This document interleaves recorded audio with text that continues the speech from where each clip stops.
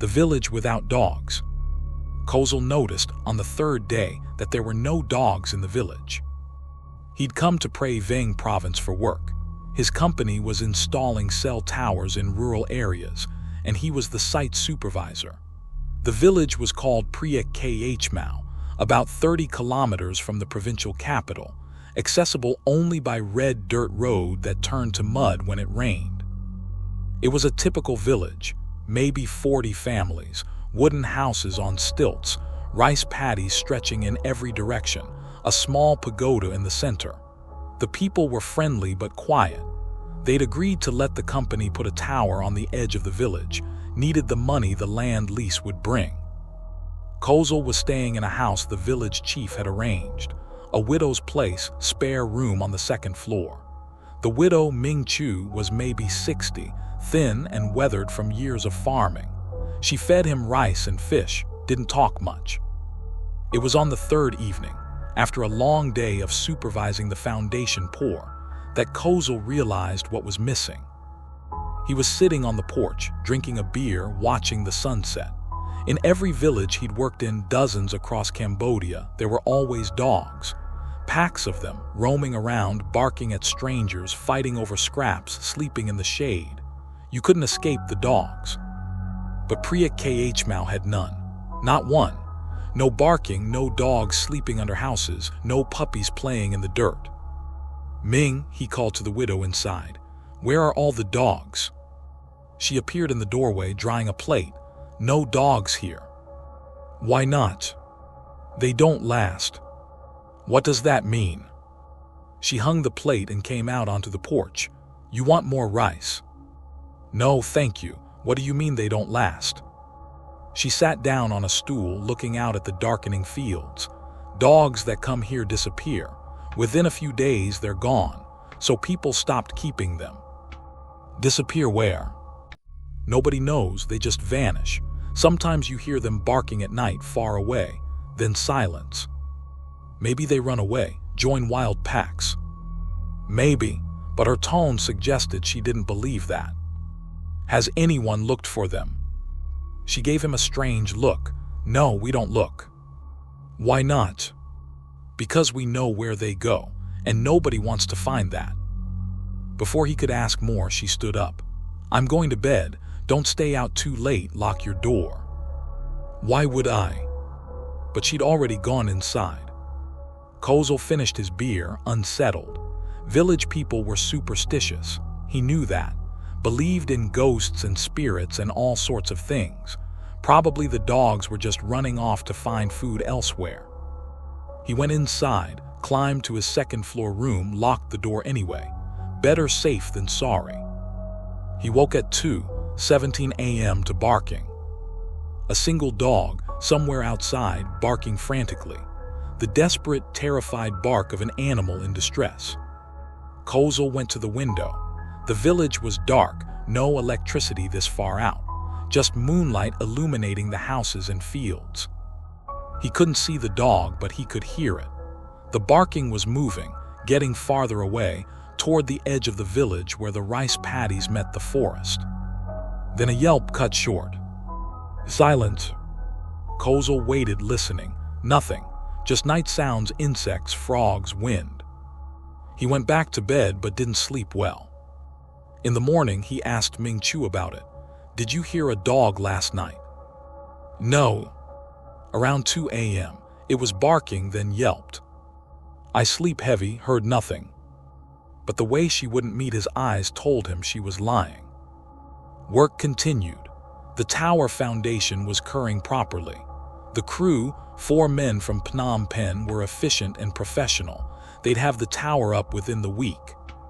But the crew noticed the lack of dogs too. "Weird village," one of them commented during lunch. "No dogs anywhere." Ming Chu said they disappear, Kosal told them. "Disappear?" That's what she said. The men exchanged glances. "Maybe someone's eating them," one suggested. "Times are hard." But that didn't explain the fear in Ming Chu's eyes when she told him not to look for them. That night, Kosal stayed up. He sat by his window, watching the village, waiting. At 17 a.m. exactly, the barking started again. This time he was ready. He grabbed his flashlight and his phone, crept downstairs and slipped out of the house. The barking was coming from the east side of the village. He moved toward it, careful not to make noise. The dirt was still damp from rain 2 days ago, muffling his footsteps. He passed darkened houses, saw no lights, no movement. The whole village was asleep, or pretending to be. The barking was louder now. He could see the tree line ahead, the forest that bordered the fields. The dog was in there somewhere. Then he saw it. A medium-sized dog, brown and white, standing at the edge of the forest. It was barking toward the trees, not moving, just barking and barking. Kosal approached slowly. "Hey boy, it's okay." The dog didn't acknowledge him, just kept barking at the forest.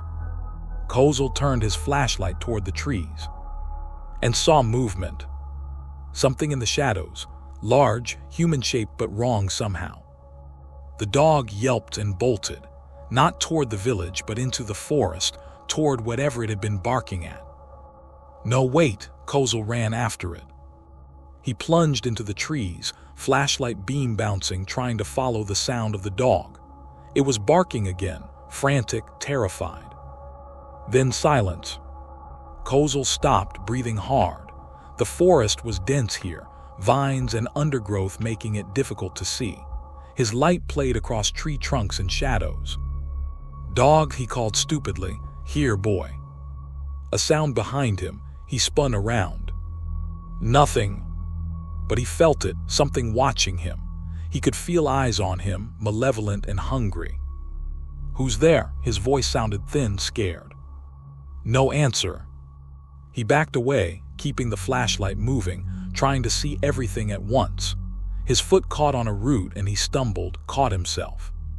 When he looked up, there was someone standing in front of him. A woman, young, naked. Her skin was gray mottled. Her eyes were black, completely black, and her mouth. Her mouth was full of fur, dog fur, blood dripping down her chin. Kosal screamed and ran. He crashed through the forest, branches whipping his face, not caring about direction, just needing to get away. Behind him, he could hear something following, not running, just walking steadily, but somehow keeping pace. He burst out of the tree line into the rice fields, ran across the paddies, his feet splashing through shallow water. The village was ahead.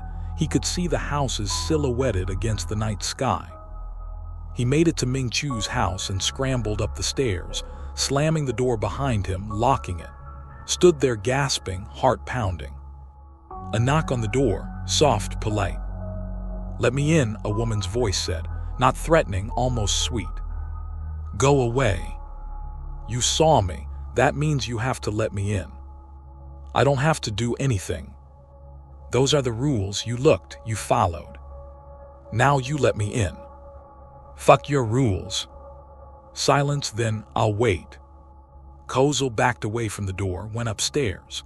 Ming Chu was standing in the hallway, holding an oil lamp. "You went out," she said flatly. "There was a dog, a woman she was. You went looking." "I'm sorry, I didn't know. I told you not to. I told you we don't look." "What is she?" Ming Chu set down the lamp and sat heavily on the floor. "An app, a demon. She's been here as long as anyone can remember, lives in the forest, eats dogs, and anyone stupid enough to go looking for them." "Why dogs?" "Why anything. She's a demon, she's hungry. Dogs are easy prey." "Why doesn't the village do something? Call monks, exorcise her." "We did, many times. She always comes back. This is her territory, has been for hundreds of years, so we made peace with her. We don't keep dogs. We don't go into the forest at night, and she leaves us alone." "But I went into the forest." "Yes, and now she knows you, knows your scent." "What does that mean?" Ming Chu's face was grave. "It means you need to leave, tomorrow, as soon as the sun rises, and don't come back." "The tower." "Fuck the tower, do you want to live?" Kosal spent the rest of the night sitting in his room, chair wedged under the door handle, every light on, phone in hand. He heard walking outside, slow footsteps circling the house, the sound of something sniffing at the door. But the demon didn't try to break in, just waited, patient. At dawn, the footsteps stopped. Kosal waited another hour, then cautiously went downstairs. Ming Chu was making breakfast like nothing had happened. "She's gone," the widow said. "For now, but she'll be back tonight. You need to leave before dark." "I can't just abandon the project." "Yes, you can. Tell your bosses there's a problem, you need to go. Someone else can supervise, someone who doesn't know, who hasn't looked." "This is insane." "Yes, but it's real. You know it's real, you saw her." He had that image, the gray skin, the black eyes, the dog fur in her bloody mouth, was burned into his brain. "What if I stay? What if I just don't go into the forest again?" "She won't accept that. You saw her. You violated the boundary. Now you're prey. So I just run away." "You run away and you live, or you stay and join the dogs." She put a bowl of rice porridge in front of him. "Eat. You'll need your strength." Kosal tried to think of another option. Call the police and tell them that a demon was after him. Bring monks. They tried that already, according to Ming Chu, and retry. SH. Continue. Edit. It hadn't worked. He ate the porridge without tasting it. "I'll tell the crew there's a family emergency," he said finally. "I'll send someone else to finish." Ming Chu nodded, relieved. "Good, smart." He packed his things, called his supervisor in Phnom Penh, made up a story about his mother being sick. The supervisor wasn't happy but agreed to send a replacement. By 10:00 a.m., Kosal was on his moto, ready to leave. The crew watched him curiously but didn't ask questions. Ming Chu stood on her porch, arms crossed. "Don't stop until you're at least 50 kilometers away," she said. "And don't come back, not ever." "What about the crew, the replacement supervisor?" "If they're smart, they'll stay in the village. Won't go looking for dogs, won't go into the forest." She paused. "But warn them anyway. Tell them whatever you have to, some will listen." Kosal nodded. He pulled one of the crew aside. A guy named Bunna seemed sensible. "Listen, this is going to sound crazy, but there's something in the forest. A demon, eats dogs. If you hear barking at night, don't go looking. Stay inside, lock your doors." Bunna stared at him. "Are you serious?" "Completely. Ask the villagers. They'll tell you, just be careful." "Boss, are you feeling okay?" "I'm fine, just promise me." Okay, I promise." It would have to be enough. Kosal started his moto and rode out of Preaek Khmao, not looking back. The red dirt road seemed longer than he remembered. He kept checking his mirrors, expecting to see something following. But there was nothing, just empty road and rice fields. He made it to the provincial capital by early afternoon, checked into a guest house, triple-locked the door, and slept for 12 hours. In the following days, he tried to convince himself it had been a hallucination. Stress, exhaustion, too much time in rural isolation. The mind played tricks.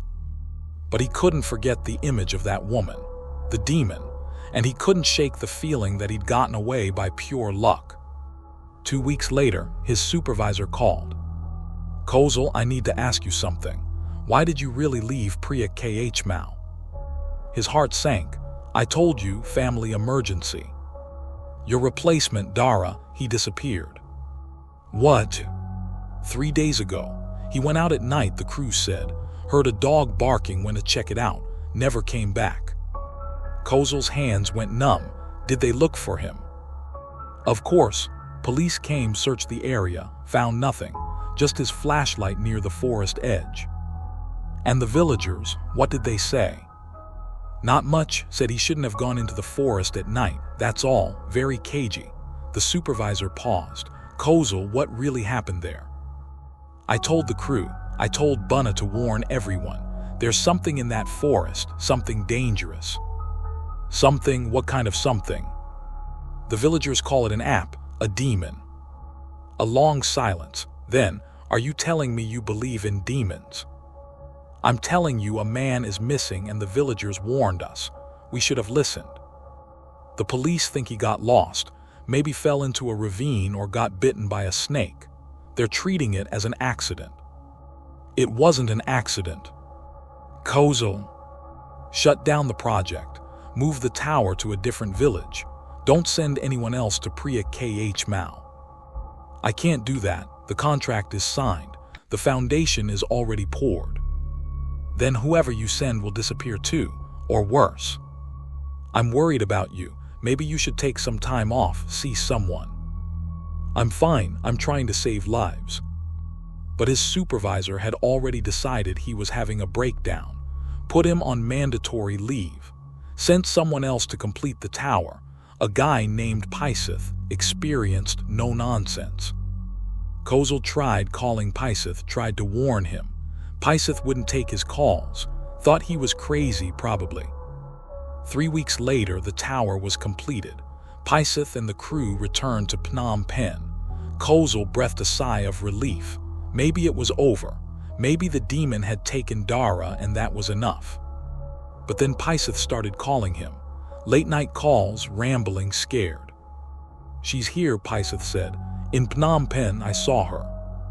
What? That's impossible. She's bound to the forest. I saw her, in the market, standing in the crowd, staring at me.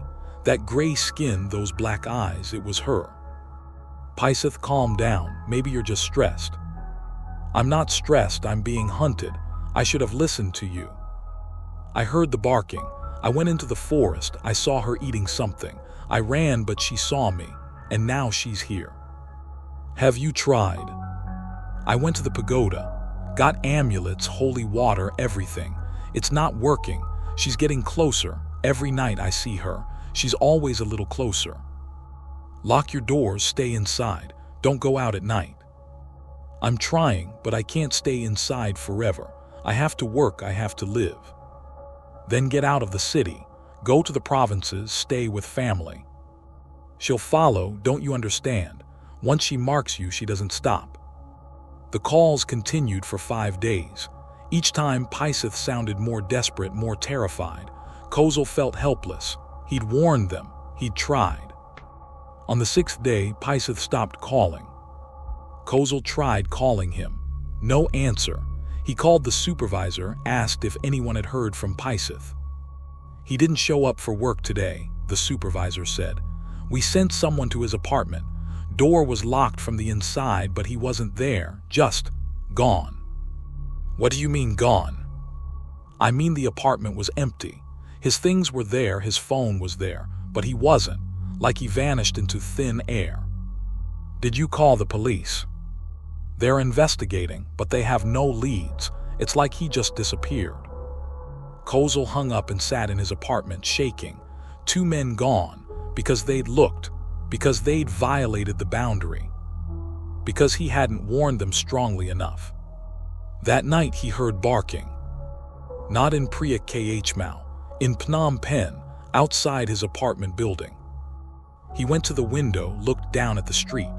A dog, the same brown and white dog from the village, was standing on the sidewalk, looking up at his window. Barking. No, Kosal whispered. No, no, no. The dog turned and ran, not away, toward the alley beside his building. Kosal backed away from the window. His phone rang, unknown number. He almost didn't answer. But he did. Hello. You warned them. The voice was female, sweet, familiar. That was kind of you. Leave me alone. But you saw me. You're part of this now. I didn't do anything wrong. I just looked, that's all. Looking is enough. Looking is choosing. Looking is claiming. A pause. I've been patient, but patience has limits. What do you want? Come back to the forest. Face me properly, or I'll keep taking people you know, your crew, your family, everyone you care about.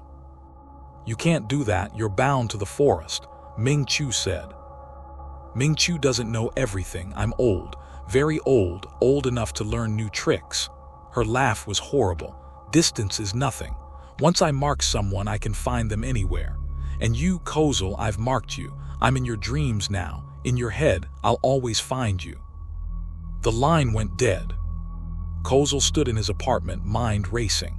He could run, leave Cambodia entirely, go to Thailand, Vietnam, anywhere. But she'd follow, she just said so, and she'd hurt people he knew until he faced her. Or he could go back, end this, one way or another. He thought about Dara and Paisith, about the brown and white dog, about all the dogs that had disappeared into that forest over the years. Someone had to stop this.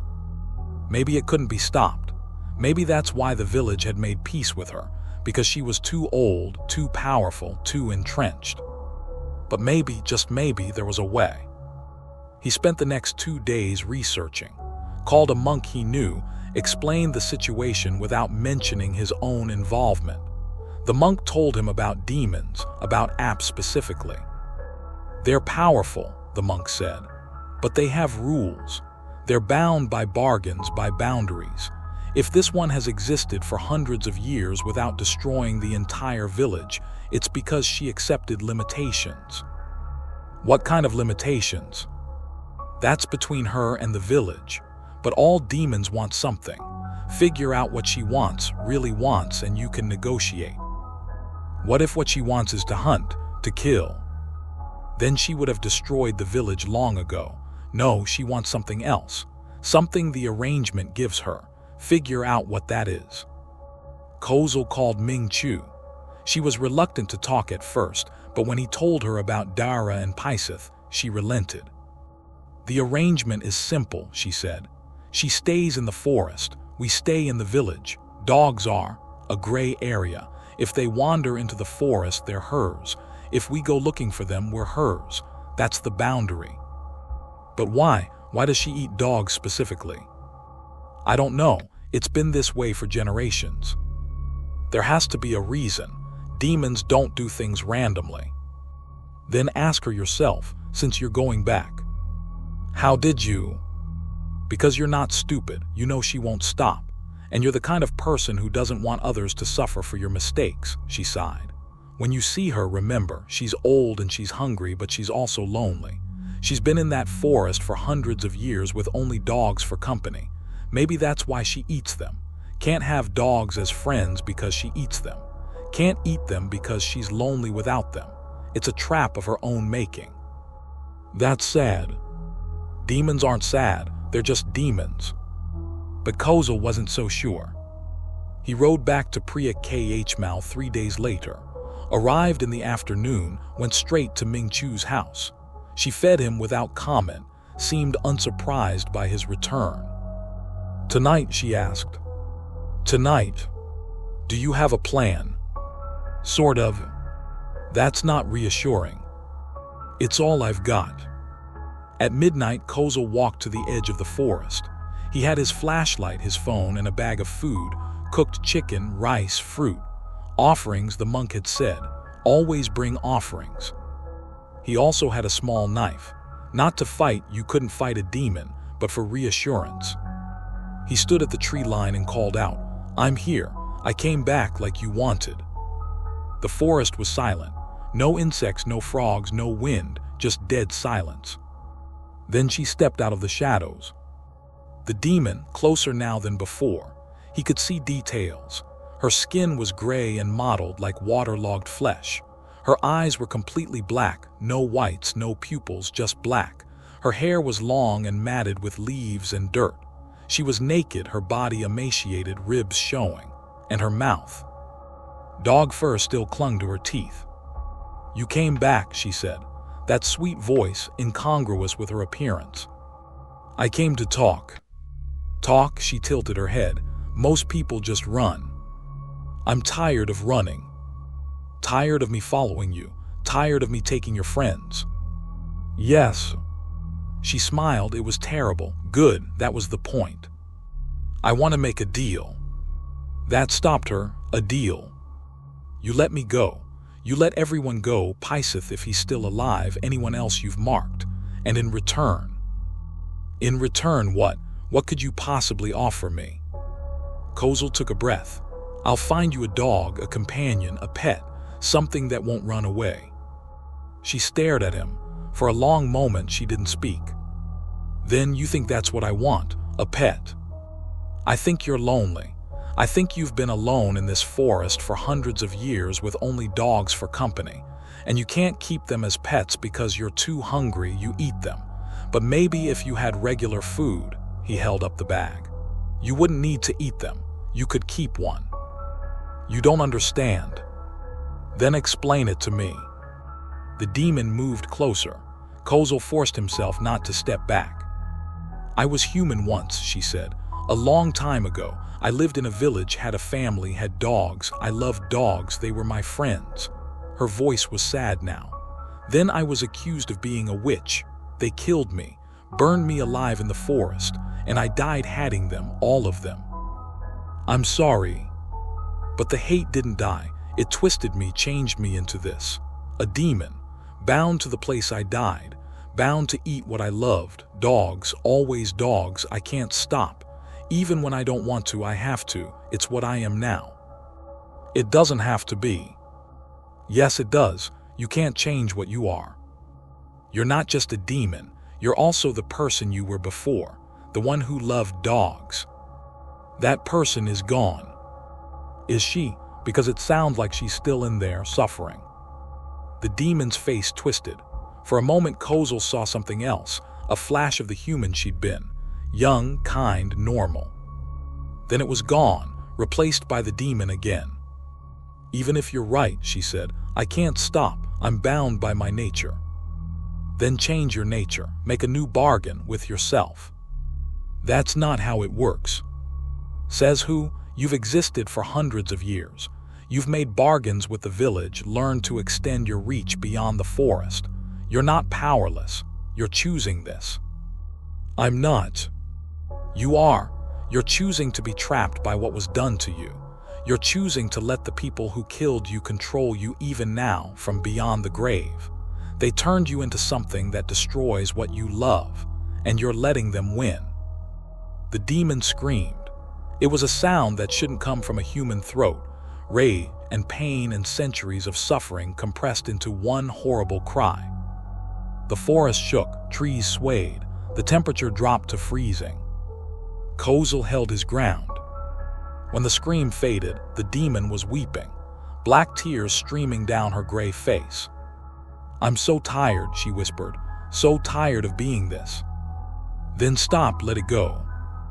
"I don't know how." "Yes, you do. You know exactly how. You just have to choose it." She looked at him with those black eyes.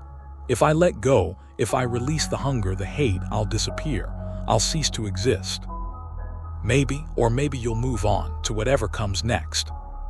What if there's nothing next? Then at least you'll be free." She was quiet for a long time, then she looked at the bag in his hands. "Is that for me?" "Yes. I can't eat normal food anymore, only." "Try." She took the bag, opened it, looked at the cooked chicken. Tentatively, she picked up a piece. She bit into it, chewed slowly. Tears streamed down her face faster now. "It tastes like nothing," she said. "I can't taste it. All I taste is dog. All I'll ever taste is dog." "I'm sorry. But thank you for trying." She set the bag down. "I'll release your friends, Preaek. He's not dead. He's trapped, but he's alive. I'll let him go, and I'll release my mark on you." "And you, what will you do?" She looked at the forest around her. "I don't know, maybe I'll try to let go, try to forgive." She looked back at him. "Maybe not today, but someday. That's all any of us can do, try." She nodded slowly. "Go before I change my mind, before the hunger comes back." Kosal didn't argue. He backed away, keeping her in sight until he reached the edge of the forest. Then he turned and walked back to the village. Behind him, he heard her crying. Not the desperate sobs of a monster, but the quiet weeping of someone who'd been human once and remembered what it was like. In the morning, Preaek appeared in the village. Confused, disoriented, but alive. Said he didn't remember the past few weeks. Just darkness and cold and a voice telling him to wait.